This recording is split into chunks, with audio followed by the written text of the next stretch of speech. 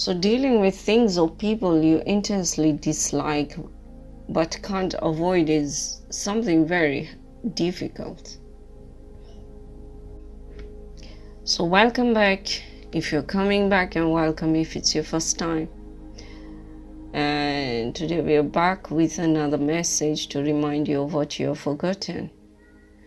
Today we are diving into something that I think a lot of us struggle with at some point in our lives, dealing with things or people that we really don't like but can't escape. It's one of those uncomfortable truths that nobody really talks about, but I know we all feel it at some point, right? So let's talk about it. Sometimes when you really hate something, whether it's a person, a situation, or a problem, it's like it keeps coming back. It's like the universe is just sending it your way no matter how much you try to avoid it. And let's be real, that can be maddening. You want to escape it, avoid it, run in the other direction, but somehow there it is again, knocking on your door. And the worst part, the more you try to push it away, the more it finds you. It's almost like the universe has this way of rubbing it in your face like, nope, you can't get rid of this one that easily. So what do you do when that happens? How do you deal with something or someone that you just can't stand but can't escape? Well, here's the thing. Avoiding it doesn't really help in the long run, right? You might think, oh, I will just stay away, keep my distance, and it will go away on its own. But that's rarely how it works. No. It's like trying to hide from a shadow. The more you ignore it, the bigger it gets. So instead of avoiding it, maybe, just maybe, it's time to face it head on. Now, I know that's easier said than done. Facing something that you dislike, whether it's a toxic person, an annoying habit, or a challenging situation, it takes a lot of emotional energy. But hear me out. There is a power in facing what we hate.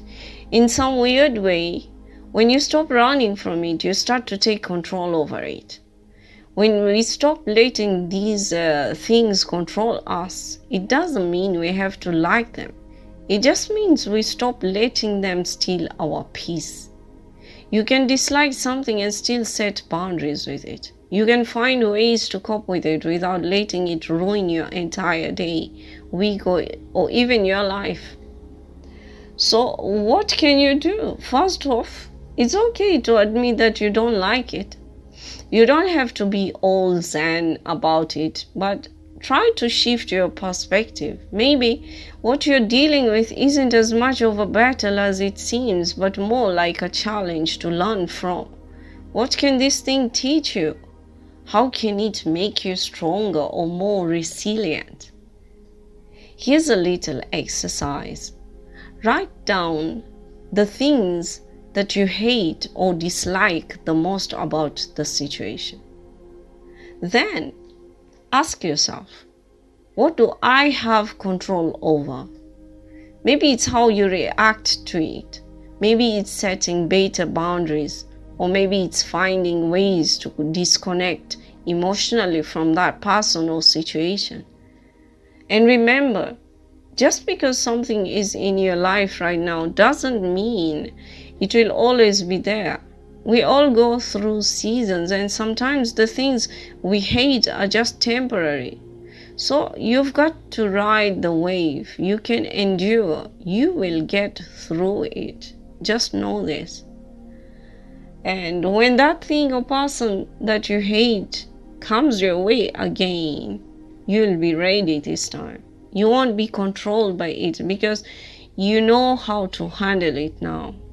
And maybe, just maybe, you'll start to see it in a different light. Not as a villain in your story, but as a lesson. So I guess that's it for today, folks, because if you've ever felt like the things you had just keep showing up in your life, trust me, you're not alone.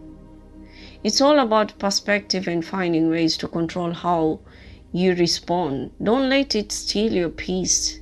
You've got this. So thanks for watching, and if you found this helpful, please share it with anyone who might need it. So keep showing up in your life, and I'm just curious to know how you deal with them.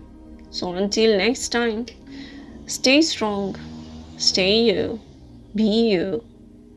be kind. With much love, God bless.